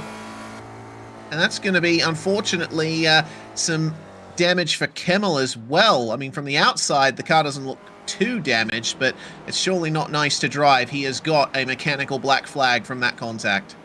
Yeah, definitely. I can understand the unfortunate scenario having a terrible connection. Indeed, we went through it not that long ago. The start of 2026 was not the most enjoyable for the producer here at Pit Road Productions. Certainly had to get a little bit covers. Oh, yeah! That wasn't ideal either. Tuka Valkyasuo gets into it there with Jeffrey Atkins. Yeah, dear. Tuka's had a terrible lap here, and unfortunately, Adkins getting involved as well. Well, Harker's gotten a slowdown now as well. Looks like he's seeing the potential for a top 5 slipping further and further away from him. Jeremy Childers and Mason Kuhn battling behind. That's a lovely move once again from Mason Kuhn. You can always count on him to stick his nose up the inside and pull the move off. Let's see how much further he can elevate himself here. Yeah, definitely a beautiful pass. He's been absolutely on it today, but indeed looks like Tuka Valkyasuo. He's back at it this time with Kemal Kasim. So this could get interesting. Kemal definitely rocking a damaged car. That looked like more contact there. And indeed, Domenico Sayu literally trying to run away from these guys. I can't say that I blame him. Yeah, I wouldn't want to be a part of all of this. These two drivers who came together on the previous lap, but into the pits comes Kemal Kasim to get the damage repaired. Tuka Valkyasuo, meanwhile, does not have a mechanical black flag, so he can race to the end from here. Round the outside of turn 1 on Domenico Sayu. Gets it done. That was stylish. I almost feel like he was on roller skates at that point, but it is not the end here. Domenico Sayu still looking to try and fight back. Indeed, the Palestine driver, one of the few in the grid, indeed, definitely had some potent drives. It definitely varied by the venue, though. Definitely, I get it, Domenico. Some tracks I am not very good at. Some are very much over my wheelhouse. I call them princess-approved tracks, but indeed, these two guys duking out. Let's talk about Kaseo. They got a slowdown. He served it, but is this the opportunity here that Domenico Sayu's been looking for? Oh, the over-under is blocked from the driver, and it looks like Tuka's all over the track at the moment, just trying desperately to stay ahead of Domenico here. Oh, firing it towards the apex. Yeah, I think Tuka is quite keen to defend this spot now. He's just trying to hold on to every bit of track position he can now. Indeed, this is the club class battle for P6, ladies and gentlemen. Let's take a little bit of a look further up, though, as Connor Bell now looking to get into it here with Bas van der Lee and indeed Adrian Hopp. So we did see Connor Bell had a slowdown a few moments ago, and it looks like that was Bas van der Lee's opportunity there to get by.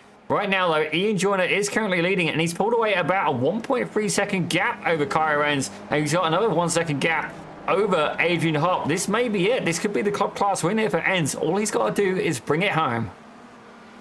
Yeah, that's it. He has lost touch with Joyner, but that's not going to be too much of a thing to worry about there. Childers, meanwhile, has Tyler Harker alongside. Harker has fallen back into the battle between Mason Kuhn and Jeremy Childers, and now is just going to try desperately to hold on to the spot. He still needs to protect second place in the Club Class Championship for the moment. 7 minutes to go. My timing's telling me 4.5 laps remaining. There is still plenty more to come in this race, but it's been nothing short of action-packed, hasn't it? It's been absolutely fantastic. Certainly, without a doubt, though, Alton Park was my favourite. By all means, if you're going to pick one from the season to watch, that would be the one. Certainly, we loved it. The racing was close. The interviews were fantastic. Indeed, the rivalry did nothing but build. But Rupesh Paneni, I'm yet again calling you out. I want to know why you weren't here, and then we'll decide if it is indeed a valid excuse. You should have been part of this championship battle. Yeah, it's a shame that we haven't seen Rupesh here in the last couple of rounds, but if he comes back next season, I'm sure he's going to be right up the front once again. Keeping an eye then on 8th place Jeremy Childers as he tries to keep up with Tyler Harker and Mason Kuhn. Tyler's getting racy here. He's going to get up the inside of Mason at turn 1. Oh, just enough room left there. Mason has got a lot of pressure on him here at the moment. There's a little bit of coming together. They rub panels, and side by side they will stay out of turn 4. Is there anything that Harker can do to make the move here? Mason Kuhn showing that he can put on just as good of a defensive drive as he can an offensive. Yeah, definitely. We've actually seen him do some incredible defensive drives before. Usually, though, he's having to make his way up that last couple of spots. Jeremy Childers, though, I'd say not the most aggressive driver in the field. And in this scenario, I have a feeling that may be his saving grace. Yes, safety is often the most crucial part of getting a good result. Carlos Vacagna, meanwhile, finding himself in 10th spot and trying to make the move on Rich Meesters. He had a big look, but Rich was confident to turn in to the hairpin there. Philippe Masson is just behind him, and we've been waiting to see what Philippe can do this round. This is technically his home race, Philippe Masson being a Frenchman, so he's got a little bit of that home advantage for himself. His results have not quite reflected it that though. A 19th and a 16th so far today. This is the highest he's been today. Well, on that angle, certainly Cadwell Park will be my home track, and honestly, I've never found anybody who actually really loved that track. Don't get me wrong, it's a challenging circuit, it's very small, it's very tight, and it's designed more for motorcycles, but certainly take a spec forward round there. It's a hoot, and you can indeed get 4 wheels off the floor, ladies and gentlemen. Maybe we should do that. See how many people can get to do Cadwell Park. I'm thinking Spec Racer Ford, Formula V, no incident limit, no damage, and just drive cleanly. But you can rub double panels. Yeah, indeed. Oh, lots of fantastic potential for events here. Lots of fantastic potential for a pass as well for Tyler Harker. Mason Kuhn defensive once again into the hairpin, and through this particular corner, he's been able to get a good exit most laps, but this time, Harker cuts underneath him and is going to try and force him to take a slightly compromised line here at the bottom of the hill. Can he hold on to the momentum here? Across the curb he will go. A little bit less grip out there. That's going to send him slightly wide, but there's nothing Jeremy Childers can do about it. Yeah, fair play. I have a feeling these two guys are indeed duking it out. But right now, Cairo Ents has found himself back in the clutches here with Adrian Hopp, Connor Bell, and indeed Bas van der Lee applying all sorts of pressure. The battle that's going on between Mason Kuhn, Harker, and Childers, they're about 8 seconds behind. All he needs to do is bring this across the line here. As Adrian Hopp runs a little bit wide now. Oh, he's going to see an opportunity here for Connor Bell, who's also in the slipstream. 2 laps remain. Ian Joyner leads by 2.2 seconds.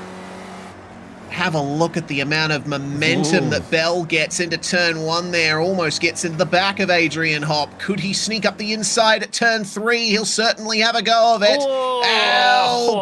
But the apex speed is slightly compromised, and Adrian Hopp stays ahead. There's some very brave driving going on here up the front.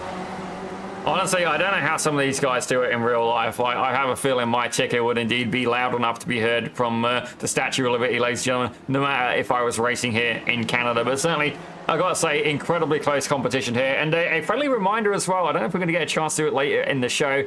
If you're looking to come out to Motorsport, also known as Canadian Tire Motorsport Park, I'm going to be there, ladies and gentlemen, as is Connor Bell and several people that you would have seen on these Pit Road production shows. Certainly the likes of Clay Morris, Cedric O'Hire, and John Benvelid, and indeed more people will be there. Certainly Swellio, we'd love to see him there. I don't know if he is, but certainly if he is, we'll be happy to let you guys know. But by all means, come on out. I'd love to meet as many of you as possible, and I'm hoping to try and find my way into the commentary booth as well. So certainly keep your eyes down, keep your head down, and certainly if you can make it out to Motorsport, it's going to be the Victoria Day weekend, which is in the middle of May. Let me know. We'd love to see you. Absolutely. Shame I can't be there. I am stuck in Australia for the time being. Final lap of the season is beginning momentarily for Ian Joyner. His gap has increased out to 2.7 now. And it's all to play for second behind. Cairo Enns defends from Adrian Hopp. Connor Bell going to get amongst it with them. Enns is compromised slightly on the tighter line, but the inside is going to win out there, and that's going to leave the door open for Connor Bell to try and get through for a podium in the final race of the season. Round the outside of Adrian Hopp. Could he get it done on the power nice and early? Up the hill across the curb. He's going to have the inside for the hairpin. Here comes Bas van der Lee. He might take advantage of this. Yeah, I'd definitely be putting a nose in there as Adrian Hopp, slightly different line, and that's an opportunity here for Bas van der Lee. I have a feeling if he's going to be aggressive, now is the time. Definitely stop holding back. If you're going to go for it, go all in. Indeed, he's in P5. Could he potentially get himself on the podium here in the closing stages of this final race? Ian Ian Joyner so far ahead that he's probably not thinking about this fight at all. Ends defensive again versus Bell, but the cut underneath from the coach there, that could be the move for second. Ends is wide. He just needs to make sure he doesn't lose the position to Hop as well. It looks like he's managed to cover him off. Bell moves up into the runner-up position. Is Cairo going to try something at the final corner? No. Wise decision. Wait for the exit. Speaking of the exit, Ian Joyner disappears over the hill as he comes to take the final race win of the season, and we can officially call him the Split 1 champion of Season 6 of the Almeida Racing League. Bell finishes second, but Cairo ends on the podium. He will join Ian Joyner as a champion of this season. The club class going to the Canadian. Still going. What? Oh, it's happened again! I got caught out again by the timer! Oh, God! The Gardner Gaff is alive and well! Oh dear, ladies and gentlemen, Reese Gardner, I don't think he's ready to quit at this point, but certainly the timing was for his end. But right now, it's not over yet. Connor Bell looking to try and hold on to second place. Cairo N still there in third. Adrian Hop there, potentially with potential to find himself onto the podium. Don't get me wrong, Enns has done great today. He's been his best outing yet. And currently, even if Adrian Hop finds his way past, he will still get that club class win. Because the next closest competition is Tyler Harker, who's down there in P7. He's just got to keep the car clean until the end of this race. So don't get me wrong, a double podium, I guess a triple podium, a quadruple podium perhaps. Certainly club class and indeed overall would be absolutely fantastic. And not only that, it is competition in the Premier standings as well. The club class drivers entered into the Premier set as well. I do have to wonder, could he maybe find his way onto another podium? Yes, that is the question, but we have finally the answer to who's going to win the race. Yep, take two, marker and action. Ian Joyner wins the final race of the season, and he'll be the Premier Class champion in Split 1 for Season 6. Bell is going to defend that second from Enns, and I think now we can confirm Cairo is your Club Class champion from that. He nailed it at the final round precisely when he needed to. And the same can be said for Joyner as well. A win, a second, and a first for Ian Joyner. And Cairo Enns getting on the podium in races 2 and 3. Fantastic job from the both of them. And we'll certainly be having a chat to the both of them when the interviews roll around. Last couple of cars to come across the line here. It's going to be Domenico Sayu and Stephen Saunders, the last cars to finish on the lead lap. Stephen had a pretty tough one today, but he will see the checkered flag and be the official last car to cross the line for Season 6. But certainly, let's give Stephen a little bit of recognition as well. He's an active community member and indeed has been heavily involved in helping the Academy grow. So certainly, while he may not have had the pace he was looking for today, he is by all means a crucial part of the community. For sure. Always good to see individuals like Stephen Saunders a part of this fantastic community. Well, final results then. As the number 18 of Ian Joyner is going to cross the line in P1 with the biggest winning margin of the day. The racing up the front was just so close today. Bell and Enns are your final podium, with Adrian Hop and Bas van der Lee rounding out your top 5. It's going to be Mason Kuhn finishing in 6th place. Very nice run from him, with Tyler Harker, Rich Meesters, Carlos Vacania, Zoltan Zomator rounding out the top 10.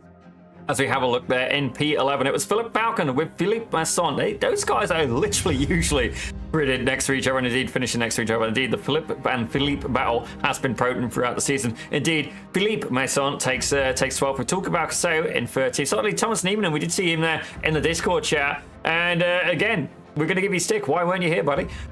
Certainly your fellow Finland driver having to settle for 13th, with Jeffrey Atkins in 14th, Jeremy Childers in 15th, Domenico Sayu in 16th, with Steve Saunders in 17th. Kemal Kassim, definitely some interesting connection choices there. He was there in 18th with Barrett Blumett in 19th, Kane Halliburton there in 20th. And then we have a look down the final cars in the grid. Ladies and gentlemen, Kevin Adrian did not take to the start. Only Kevin, I did definitely miss your presence there. Not the final round you were looking for, but indeed, Reese, I understand you've been able to catch up with the what we do believe is the Premier Class champion. It's Ian Joyner.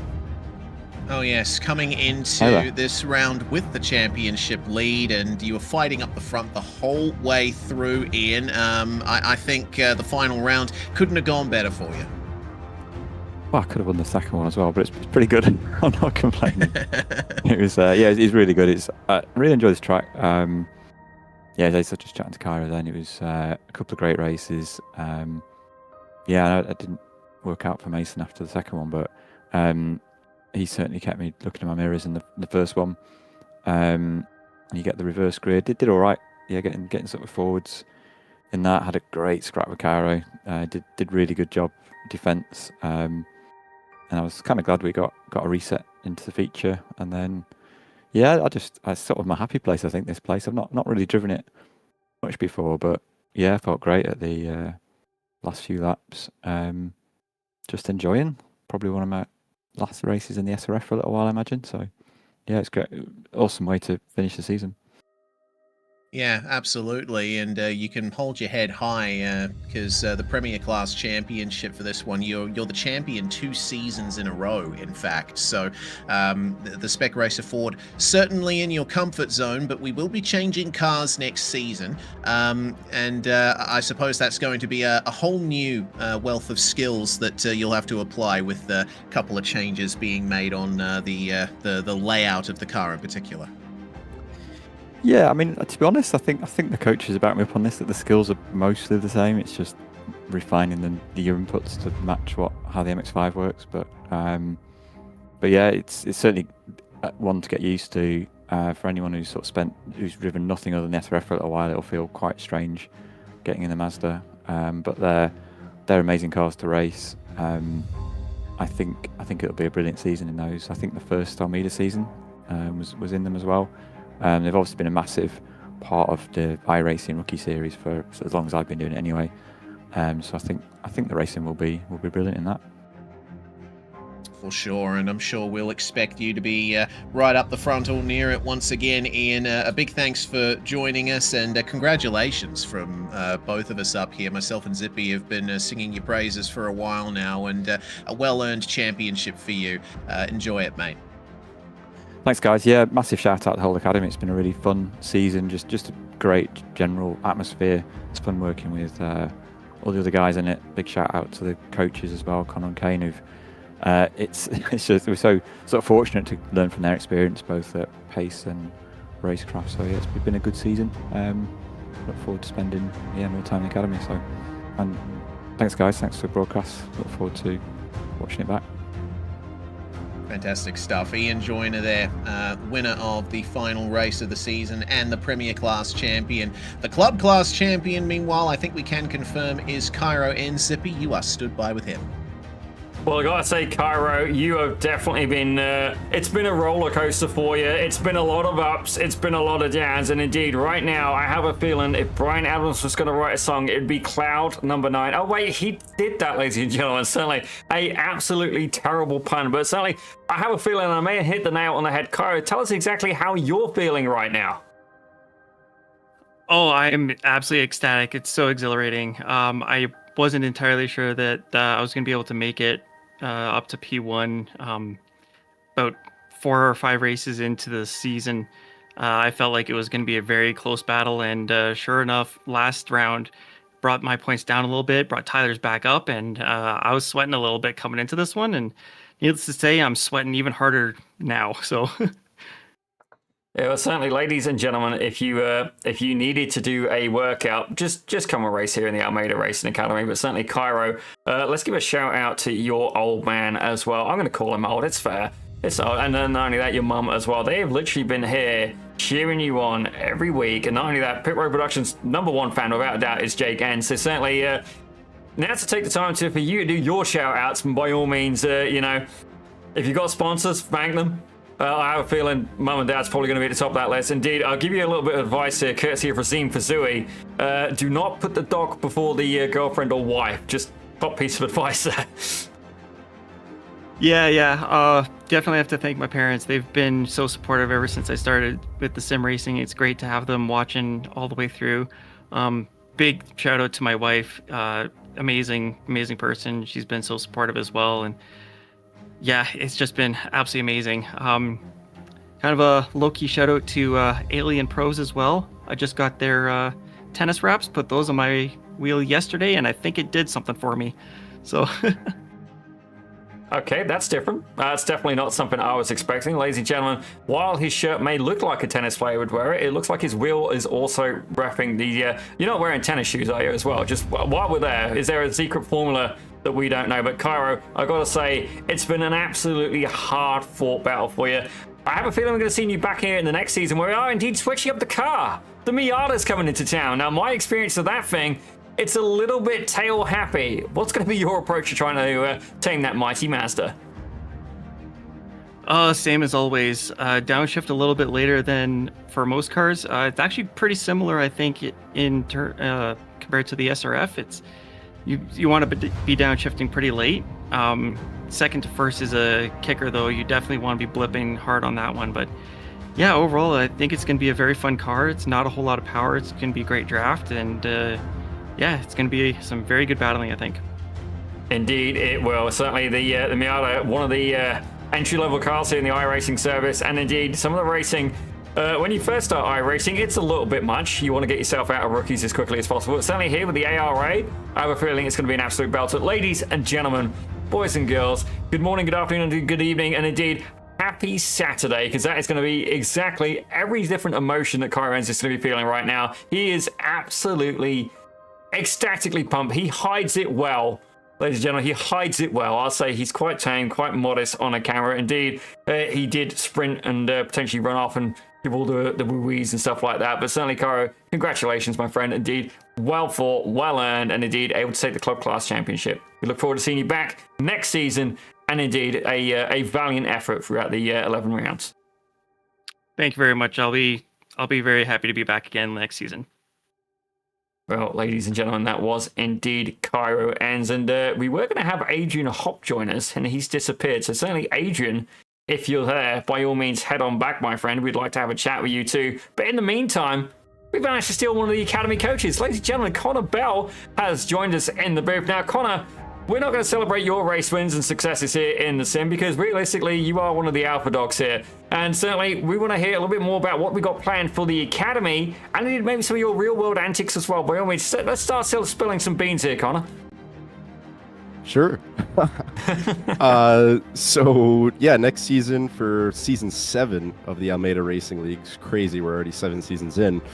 Going back to the MX-5s, as you hinted to, we're going to be doing a mix of the rookie calendar, the advanced MX-5 series, and we're going to be running the PCC schedule as well. So it'll be a mix of those tracks throughout the season. We're going to have 2 endurance rounds again on some very, very cool tracks. So I'm sure Zippy will be looking forward to those. Oh, yes. And then we've also got some other things planned for the Academy involving the MX-5. I'll probably just spill the beans, but we're going to be dropping a mini course sometimes in the future for the MX-5 completely free to all gold members. So for those that want to get up to speed with the MX-5, learn all the little intricate details, that is coming very, very soon. And yeah, looking forward to it. Well, ladies and gentlemen, if you want to find out where all the beans do indeed get spilled, you got to check it out here on Sfolio Almeida's channel. Indeed, I'm going to say it again, more interesting than League of Legends. 100% I'm making a roast there, and indeed, I have a feeling there's one person who'll pick it up. Certainly good fun indeed. And I've got to say a huge thank you to all of these guys involved, not just the Academy, indeed, the likes of Connor Bell, Sfolio Almeida, Kyle Diaz Castro as well, and indeed Kane Halliburton, the Academy staff, but indeed to the drivers as well. Without you guys, we wouldn't have a show as entertaining as this. And honestly, some of the battles, some of the rivalries we've seen have been nothing short of fantastic. You know, certainly Drive to Survive is one thing.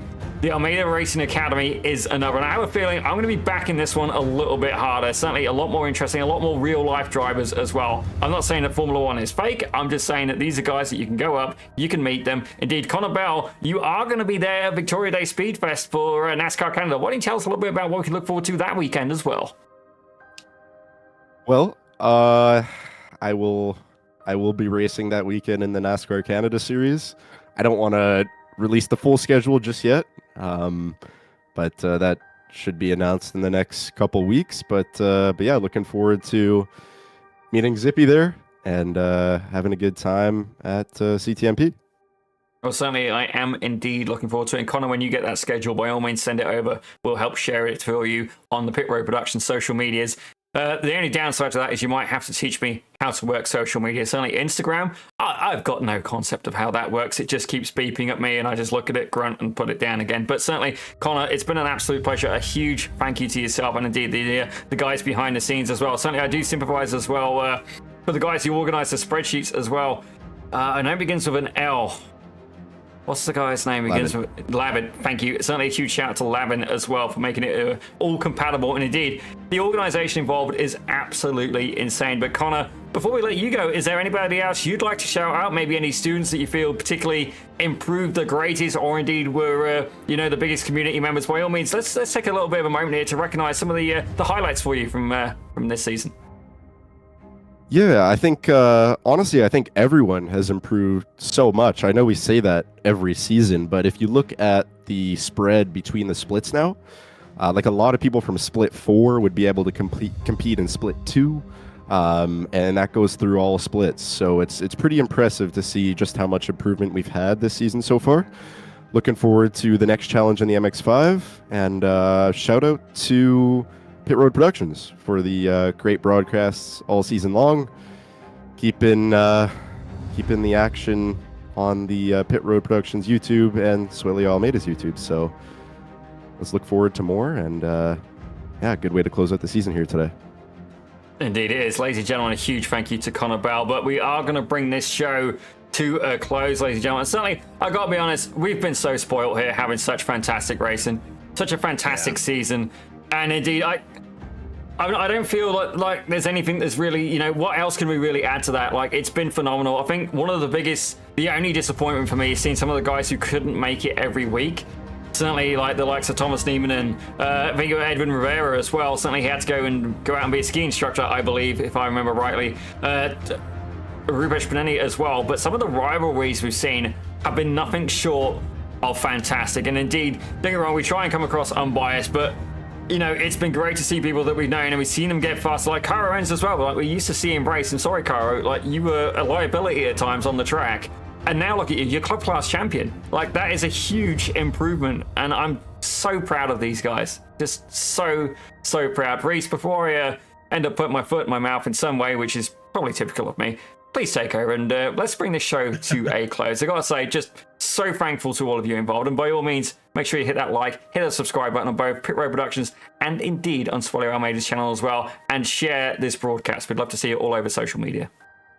Yeah, absolutely. And from me, it's been an honor once again to be involved with this series and to be able to see the level of development that these drivers have gone through over the last year and a bit. It's been fantastic to see, and I'm sure we'll be reaching brand new heights when we go live in a couple of weeks or thereabouts for the next season of the Almeida Racing League. Once again, we are switching cars and going to the Global Mazda MX-5 Cup. Miata Racing is always fun. I can't wait to see what this field does with it. Thanks very much, everybody, for watching. My name is Reese Gardner, Daniel Zippy Salmon alongside me in the commentary box, and also producing behind the scenes.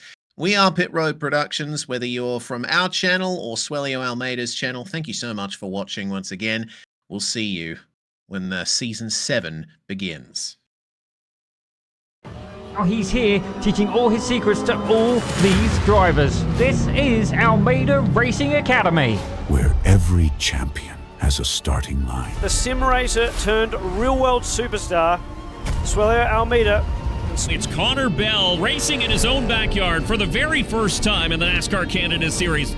The workshops helped out so much. Something about battling with somebody faster than you, it just pushes you that little bit further, and I was able to just keep developing my skill. I can kind of commit more with the exit there. That was good. If you do take sim racing seriously, it does impact your racing technique for the rest of your life. I know how the car is going to perform around these corners because the model I have in the sim. Just the benefit of sim racing when you go into real life, I don't think people quite realize it yet. You have infinite track time is the biggest factor. You are able to try so many things, and the physics that are simulated in the sim nowadays, especially iRacing, are so close to real life. Creating champions. Australia Almeida is a master at his craft. He's outclassed a Le Mans driver, a European Le Mans Series racer. These guys are among the top 0.02% in the world. Designed to create champions. First NASCAR Canada start. First NASCAR victory for Connor Bell. Connor Bell standing on the podium here today. This is the Almeida Racing Academy 3.0. Wait a race, buddy. Wait a race.